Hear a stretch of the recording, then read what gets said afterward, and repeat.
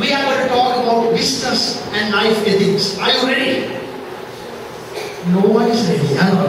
Two or three. Are you ready? Yes. Very good. You must answer me, otherwise I can't continue. Amen. We are going to learn about life and business ethics. Okay? About how we change our mind so that we be blessed. I will speak for a few moments. We will go into the time of communion after that. Alright friends, let's go to the first verse I want to take you. Is the verse found in the book of Proverbs. Verse 11. Chapter 11, verse 1. Let's read it together. Proverbs chapter 11, verse 1. What does the word of God say? Come, read with me, church. The Lord abhors dishonest scales, but accurate weights are His delight. Everyone say honest. Not enough. You are saying it like you're not honest. Honest. Very good. Amen. Honest. That's very important.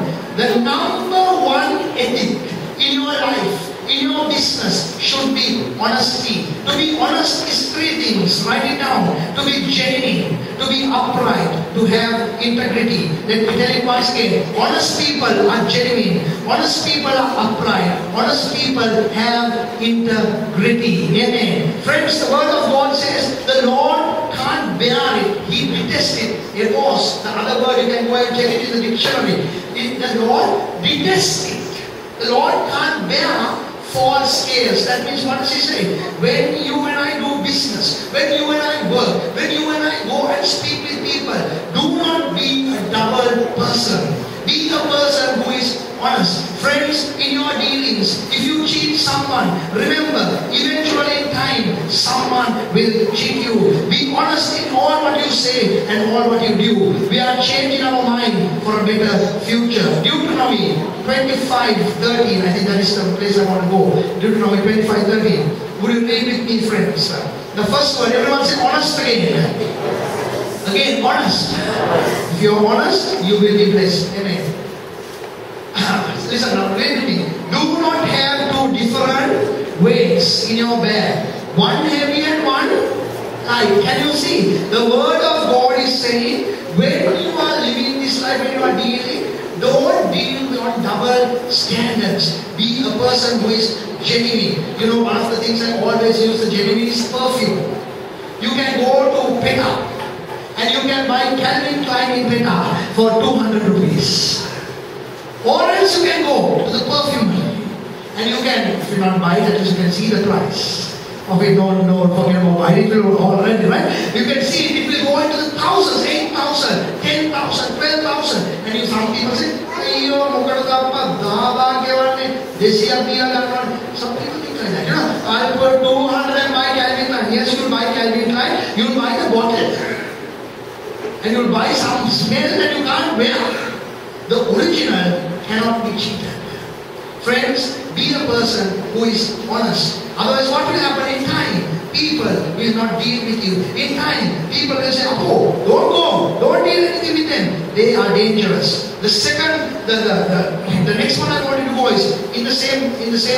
16. Let's look at Deuteronomy 25:16. For the Lord, your God, detest anyone who does these things, anyone who deals dishonestly. So can you see, friends, God can't bear, God doesn't like people who are dishonest. Are you getting this? Now, sometime in our life we have lied. Am I right? Yes, hallelujah. If any of you told me no, I would have made you a saint and pray to you next week. Oh, thank you, Lord, for this. No, every one of us have lied. Every one of us has cheated at one point or another. Every one of us has done what is not good. There is no one in this room who can say, I have never sinned. We are all sinners. That's why we need Jesus. Hallelujah. That's why Jesus came. So friends, the next thing I want to bring to your mind is the word integrity. Everyone say integrity. Do you know the compass? Have you seen a compass? Do you have an idea? To one side, now if you ask me, I give my phone also I have the compass, but actually I do not know how to, if I'm lost at sea, I don't know how to find my way, I must tell you that. But one side is the compass point. We surely know that. What is the sign? To the north. Always the compass will point out to the people of integrity. Are people who always point out to the right.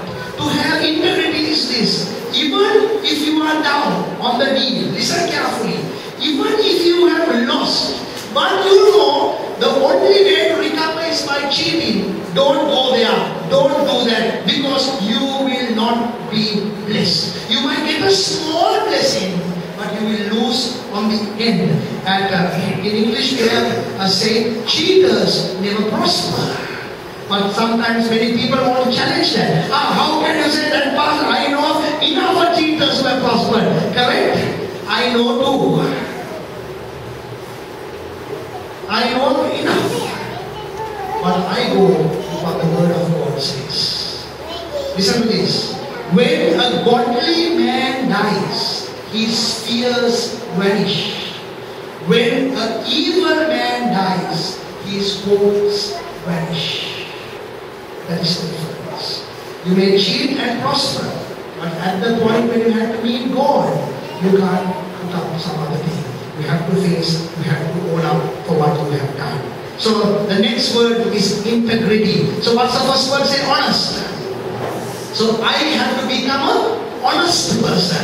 I should have integrity. Integrity is I should speak the right thing. I should not like knowing about science and this word and all mathematical solutions. No, you are genuine. You are a truthful person. Third word I want to take you is very important. The word cheating.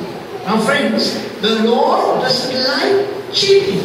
So then we have to remember, this is not characteristics of a changed mind. The fourth word, write it down friends. It's an important word. This is the word I will just spend a few moments. Sincere. And everyone says sincere. Sincere.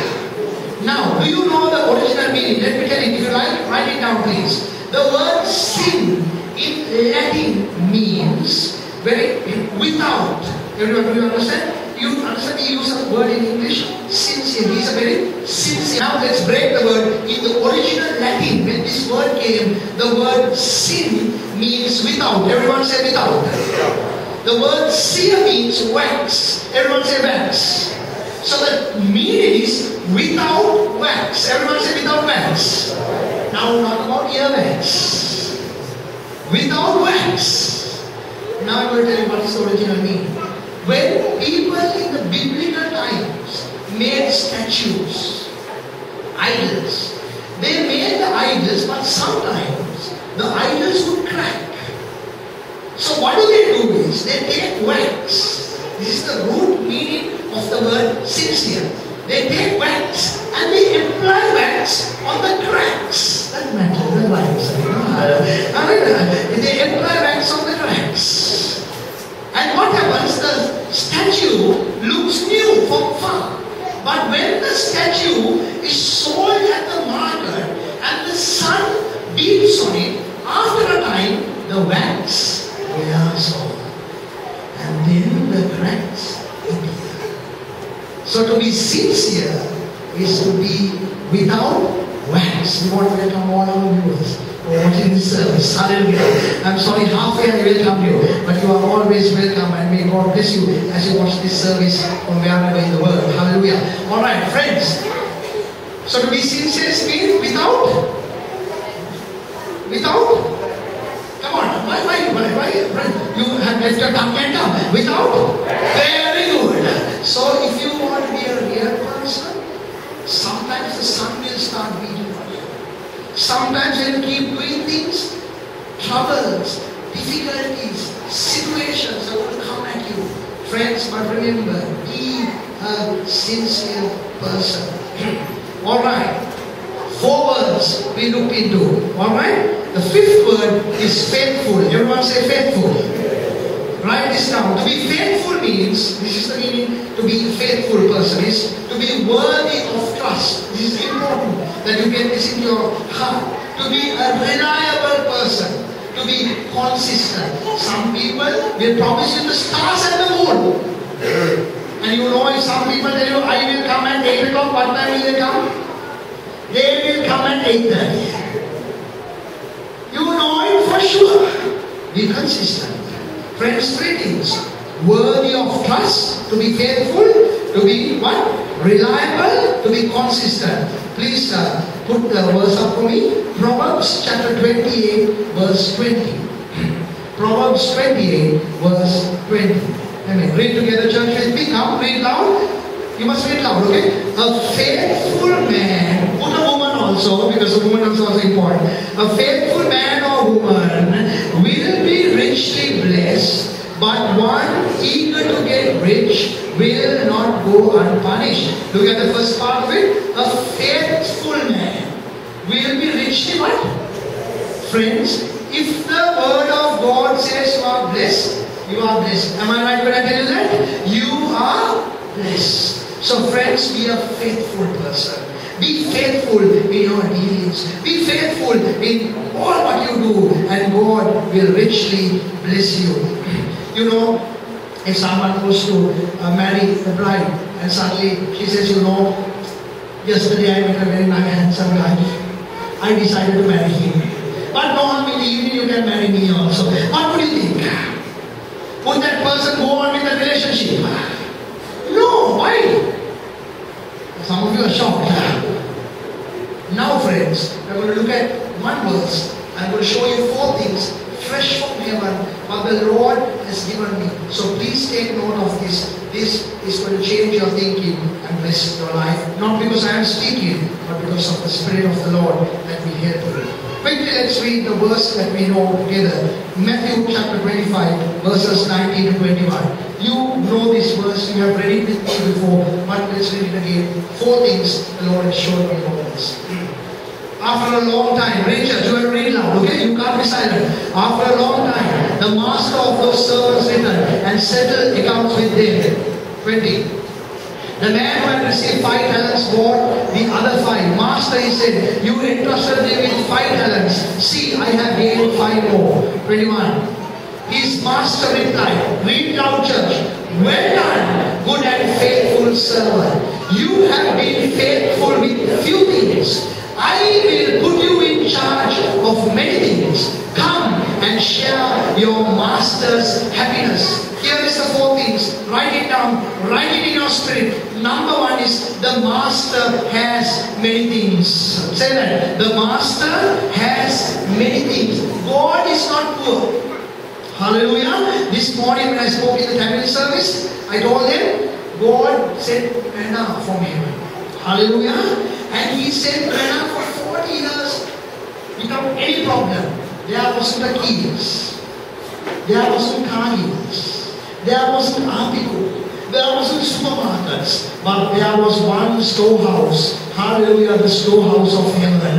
And when God opened heaven, food came down. The same God who provided food for the children of Israel is the same God who provides for you, who provides for me. Hallelujah, He is not poor. Say these words, my God is not poor.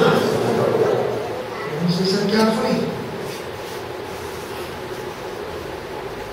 Christian children are not beggars. Hallelujah. We are people, we may have difficulty. We may have financial, we may be pressed financially, but we are not beggars. Hallelujah. We are children of God.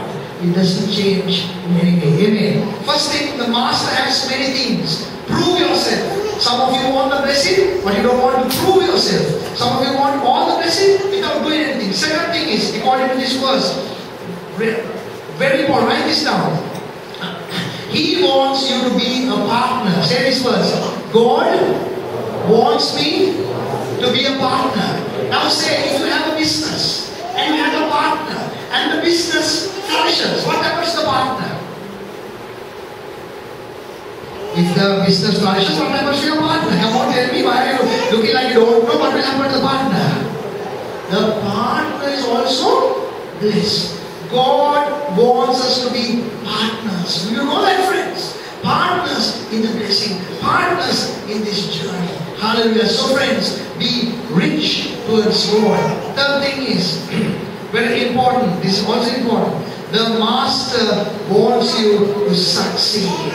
The master wants you to succeed. Say this, the master wants me to succeed. Now we are changing our mind.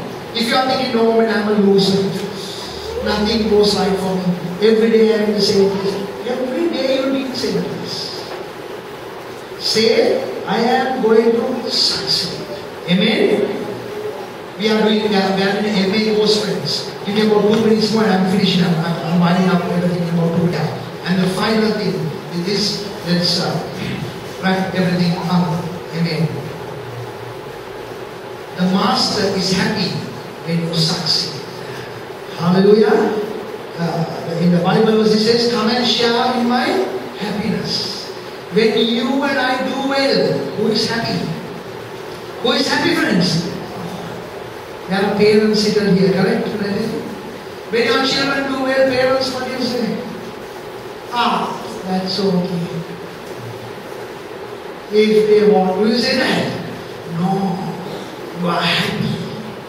Sometimes we take the son of cricket practice and I have seen sometimes the fathers come and running and so he wants quickly, put the bat, quickly, go in front and back and show all the colors. Why parents want their children to succeed? When we do well, God is happy. Hallelujah. Can you get that in your mind? What is the reverse of that? That when we don't do well, what has happened? He is sad as a father. Amen? Right, church? That's all I have got to tell you. So it's about transforming your mind. Alright.